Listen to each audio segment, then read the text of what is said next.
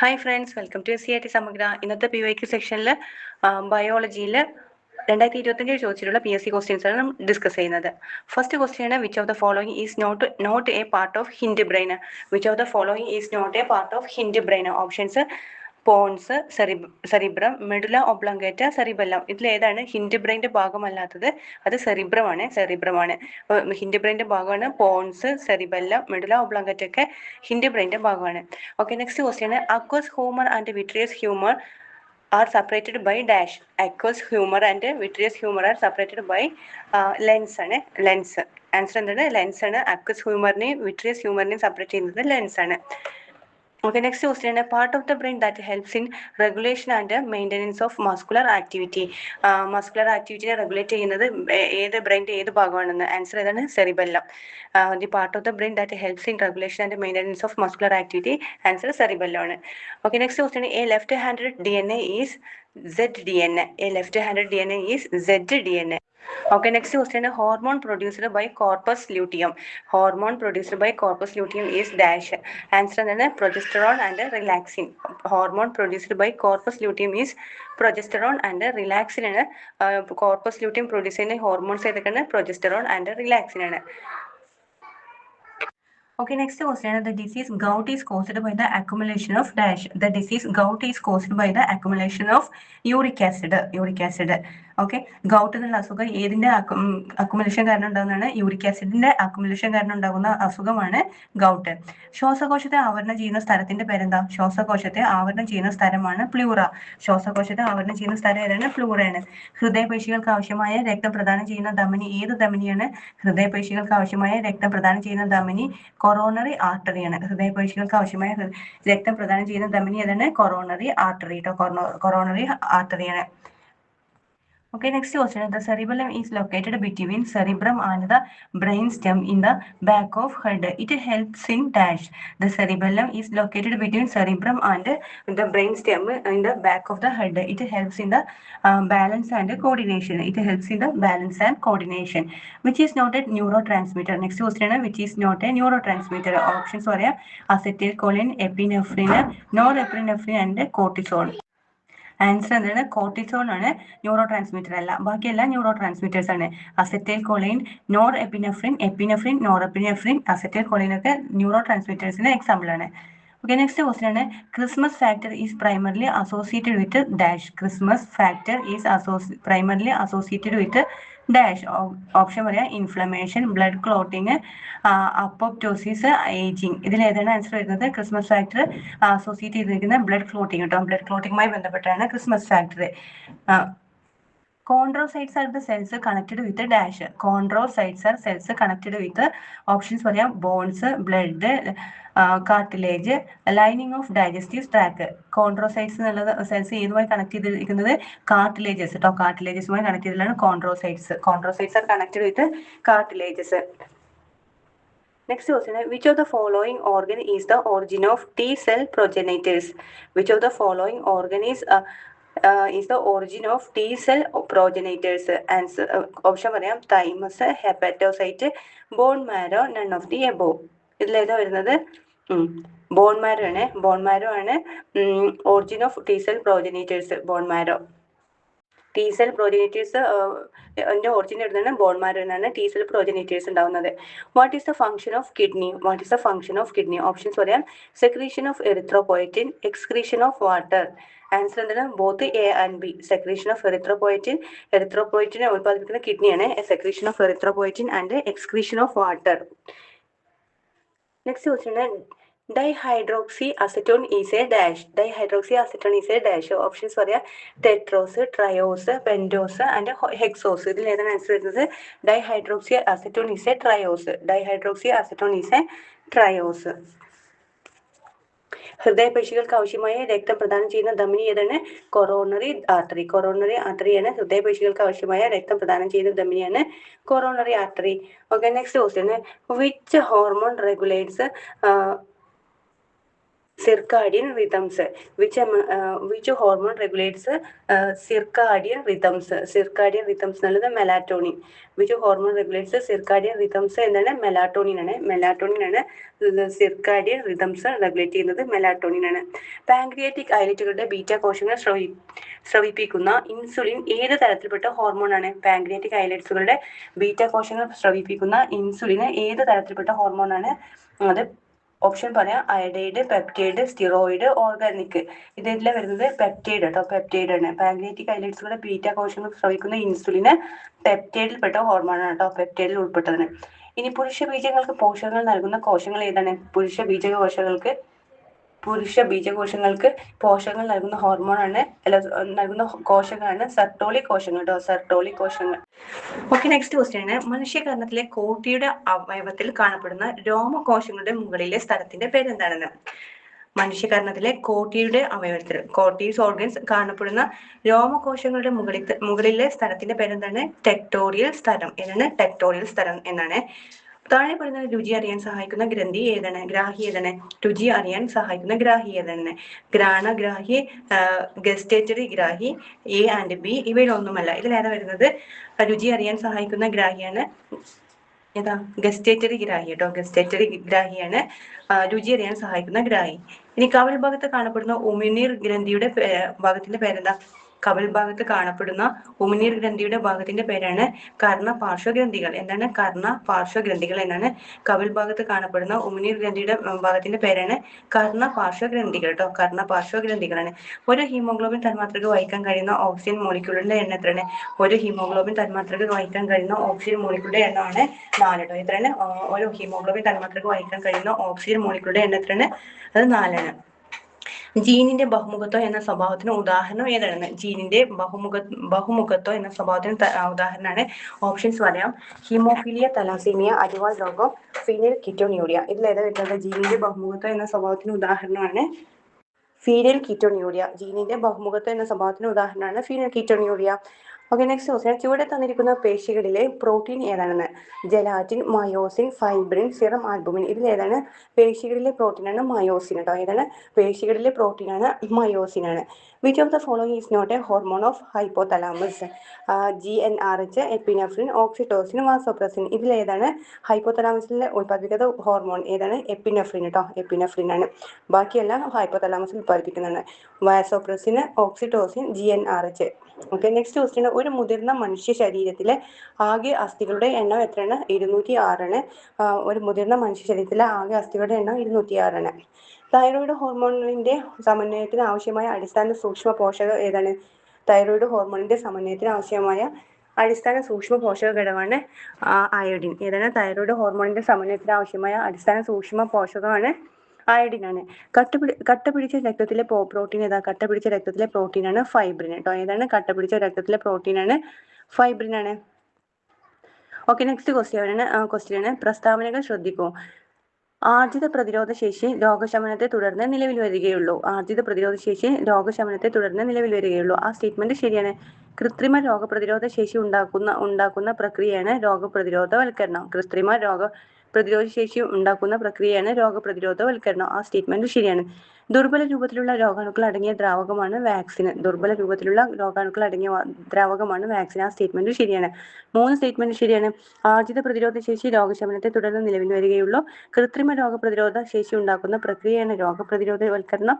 ദുർബല രൂപത്തിലുള്ള രോഗാണുക്കൾ അടങ്ങിയ ദ്രാവകമാണ് വാക്സിൻ. 3 സ്റ്റേറ്റ്മെന്റ് ശരിയാണ്. ഓക്കെ, നെക്സ്റ്റ് ക്വസ്റ്റ്യൻ: ചുവടെ തന്നിരിക്കുന്ന പോഷക ഘടകങ്ങളിൽ ശരീര വളർച്ചയെ പ്രധാനമായിട്ട് സഹായിക്കുന്നത് ഏതാണ്? ശരീര വളർച്ചയെ പ്രധാനമായിട്ട് സഹായിക്കുന്നത് പ്രോട്ടീൻസ് ആണ്. ശരീര വളർച്ചയെ പ്രധാനമായിട്ട് സഹായിക്കുന്നത് പ്രോട്ടീൻസ് ആണ്. മനുഷ്യ ശരീരത്തിലെ ഏത് ഗ്രന്ഥിയുടെ പ്രവർത്തനം തകരാറിലാകുമ്പോഴാണ് പ്രമേഹം എന്ന രോഗാവസ്ഥ ഉണ്ടാകുന്നത്? മനുഷ്യ ശരീരത്തിലെ ഏത് ഗ്രന്ഥിയുടെ പ്രവർത്തനം തകരാറിലാകുമ്പോഴാണ് പ്രമേഹം എന്ന രോഗാവസ്ഥ ഉണ്ടാകുന്നത്? ആഗ്നേയ ഗ്രന്ഥി കേട്ടോ. ആഗ്നേയ ഗ്രന്ഥിയുടെ പ്രവർത്തനം തകരാറിലാകുമ്പോഴാണ് പ്രമേഹം എന്ന രോഗാവസ്ഥ ഉണ്ടാകുന്നത്. രക്തത്തിൽ കാണപ്പെടുന്ന ഫാഗോസൈറ്റിക് കോശം ഏതാണ്? രക്തത്തിൽ കാണപ്പെടുന്ന ഫാഗോസൈറ്റിക് കോശം ഓപ്ഷൻസ് പറയാം: eosinophil, lymphocyte, monocyte and basophil. ഇതിലേതാണ് ഫാഗോസൈറ്റിക് രോഗം? ഏതാ? രക്തത്തിൽ കാണപ്പെടുന്ന ഫാഗോസൈറ്റിക് രോഗമാണ് മോണോസൈറ്റ് കേട്ടോ. രക്തത്തിൽ കാണപ്പെടുന്ന ഫാഗോസൈറ്റിക് കോശമാണ് മോണോസൈറ്റ്. ആയിട്ടാണ്. ഒരു കാർഡിയക് സൈക്കിൾ പൂർത്തീകരിക്കാൻ ആവശ്യമായ സമയം എത്രയാണ്? ഒരു കാർഡിയക് സൈക്കിൾ പൂർത്തീകരിക്കാൻ ആവശ്യമായ സമയം എത്രയാണ്?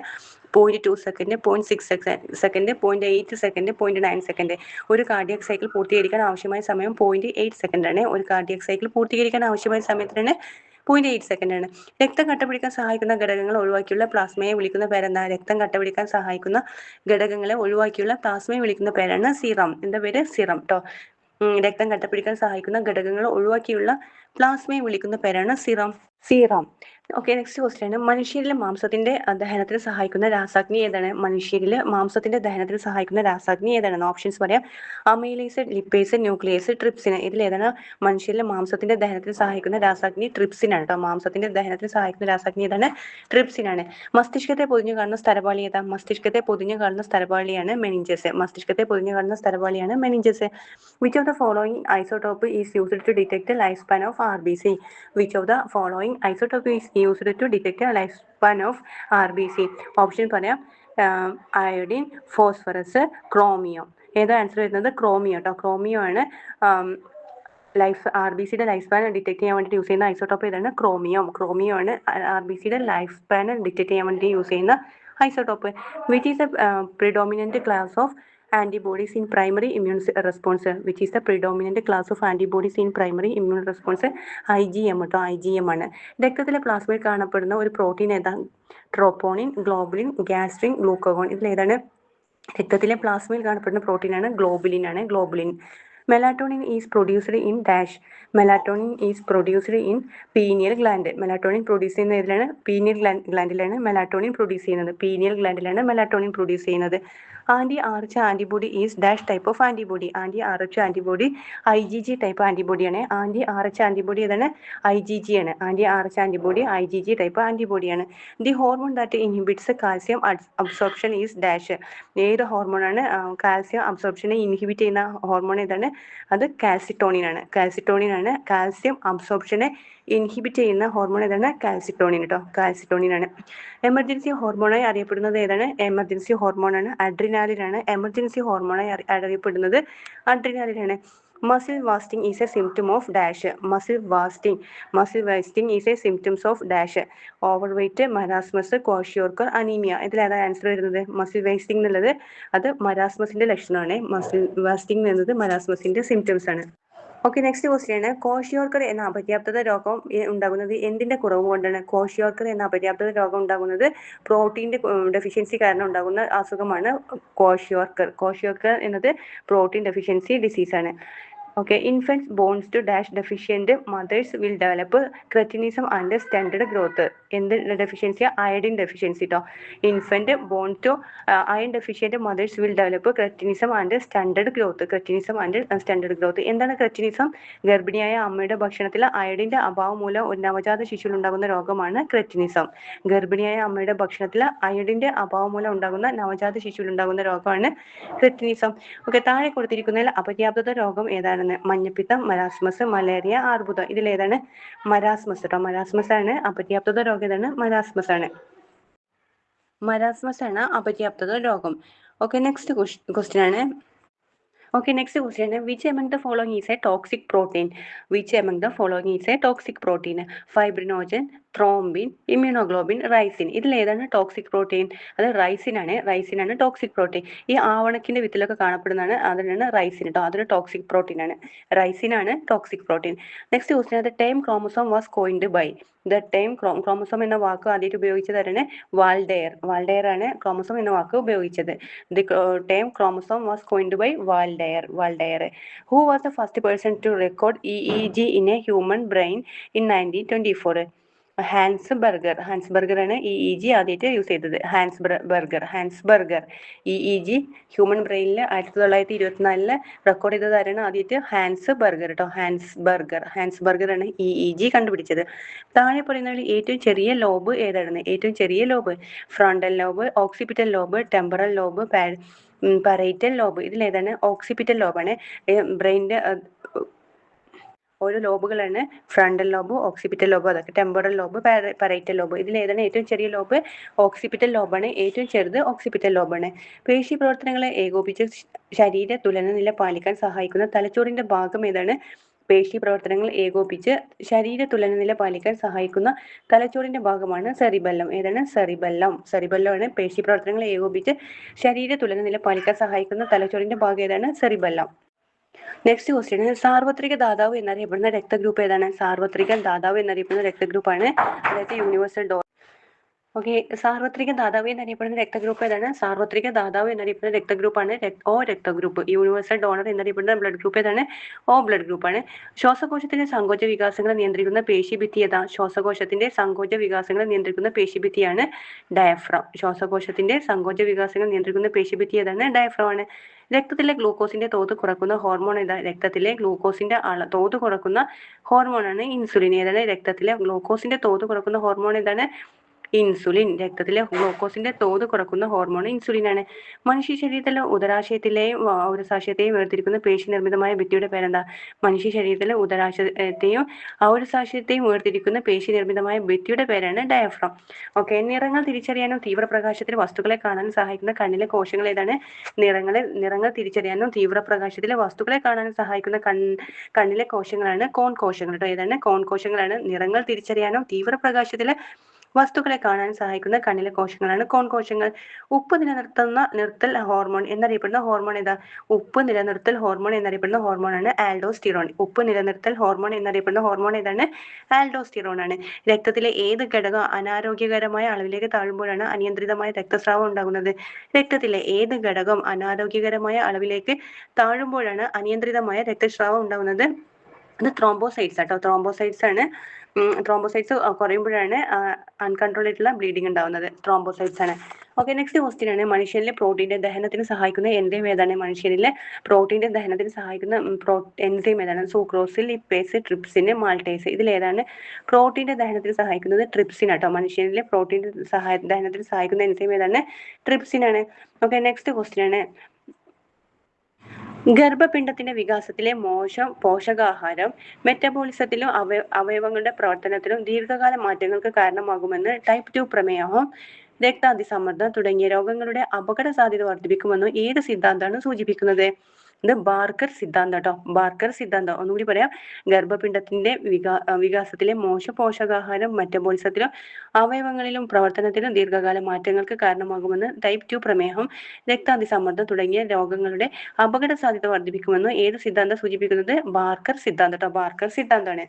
അസ്ഥികളുടെ ശരിയായ വളർച്ചയ്ക്കും കേടുപാടുകൾക്കും പരിഹരിക്കുന്നതിനും സഹായകമായ സവിശേഷ കോശങ്ങൾ ചുവടെ നൽകിയിരിക്കുന്നതിൽ നിന്നും കണ്ടെത്തുക. അസ്ഥികളുടെ ശരിയായ വളർച്ചയ്ക്കും കേടുപാടുകൾ പരിഹരിക്കുന്നതിനും സഹായകമായ സവിശേഷ കോശങ്ങൾ ചുവടെ നൽകിയിരിക്കുന്നതിൽ നിന്നും കണ്ടെത്തുക. ന്യൂട്രോഫിലുകൾ, ഓഡന്റോബ്ലാസ്റ്റുകൾ, ഓസ്റ്റിയോബ്ലാസ്റ്റുകൾ, കോൺഡ്രോസൈറ്റുകൾ. ഇതിലേതാ ആൻസർ ചെയ്തത്?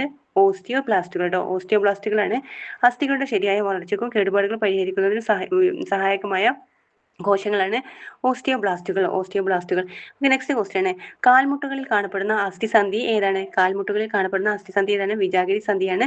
കാൽമുട്ടുകളിൽ കാണപ്പെടുന്ന അസ്ഥിസന്ധി ഏതാണ്? വിജാഗിരി സന്ധി കേട്ടോ. വിജാഗിരി സന്ധിയാണ്. കാൽമുട്ടുകളിൽ കാണപ്പെടുന്ന അസ്ഥിസന്ധി ഏതാണ്? വിജാഗിരി സന്ധിയാണ്. മനുഷ്യ ശരീരത്തിലെ ഏറ്റവും നീളം കൂടിയ അസ്ഥി ഏതാ? മനുഷ്യ ശരീരത്തിലെ ഏറ്റവും നീളം കൂടിയ അസ്ഥി ഏതാണ്? അത് ഫീമർ ആണ്. ഫീമർ ആണ്. മനുഷ്യ ശരീരത്തിലെ ഏറ്റവും നീളം കൂടിയ അസ്ഥി ഏതാണ്?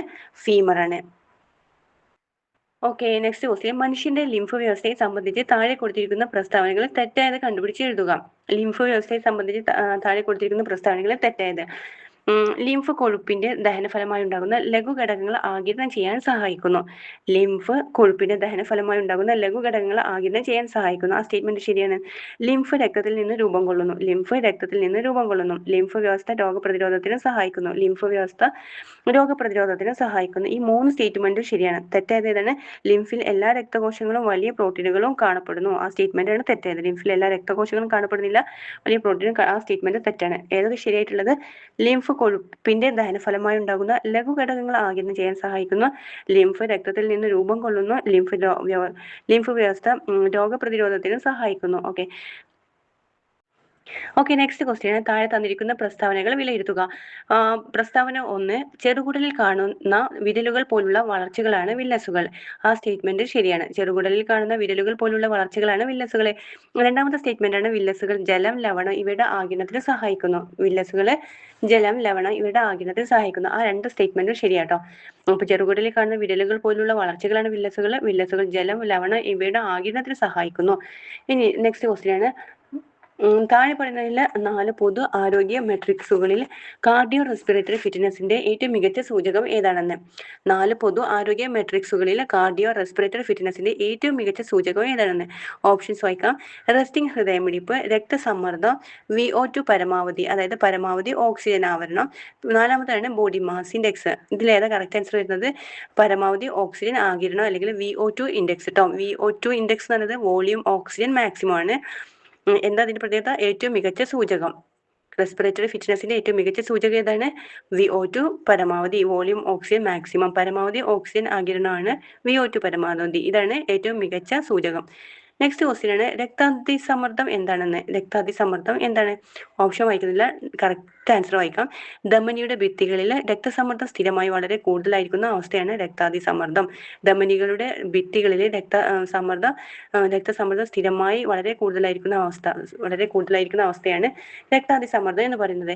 സാധാരണ അവസ്ഥയിൽ മനുഷ്യന്റെ ശരീര താപനില എത്രയാണ്? സാധാരണ അവസ്ഥയിൽ മനുഷ്യന്റെ ശരീര താപനില 98.6 ഡിഗ്രി ഫാരൻഹീറ്റ് ആട്ടോ. എത്രയാണ്?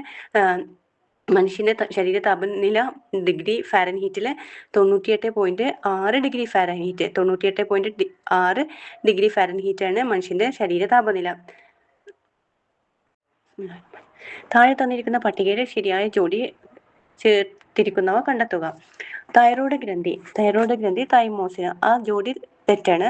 തൈമോസിനെ ഉൽപ്പാദിപ്പിക്കുന്നത് തൈമസ് ഗ്ലാൻഡ് ആണ്. നെക്സ്റ്റ് ജോഡിയാണ് ആഗ്നേയ ഗ്രന്ഥി ഇൻസുലിൻ. ഉൽപ്പാദിപ്പിക്കുന്നതാണ് ഇൻസുലിൻ. ആ ജോഡി ശരിയാണ്. പീനിയൽ ഗ്രന്ഥി മെലാറ്റോണിൻ. മെലാറ്റോണിൻ ഉൽപ്പാദിപ്പിക്കുന്നതാണ് പീനിയൽ ഗ്രന്ഥി. ഇനി അഡ്രിനൽ ഗ്രന്ഥി കാൽസിട്ടോണിൻ. ആ ജോഡി തെറ്റാണ്. കാരണം കാൽസിട്ടോണിൻ ഉൽപ്പാദിപ്പിക്കുന്നത് തൈറോയ്ഡ് ഗ്ലാൻഡ് ആണ് കാൽസിട്ടോണിൻ ഉൽപ്പാദിപ്പിക്കുന്നത്. ഇൻസുലിൻ ഉൽപ്പാദിപ്പിക്കുന്നത് ആഗ്നേയ ഗ്രന്ഥി, മെലാറ്റോണിൻ ഉൽപ്പാദിപ്പിക്കുന്നത് പീനിയൽ ഗ്ലാൻഡ്, തൈമോസിൻ ഉൽപ്പാദിപ്പിക്കുന്നത് തൈമസ് ഗ്ലാൻഡ്, കാൽസിട്ടോണിൻ ആണെങ്കിൽ thyroid gland. Okay, thank U.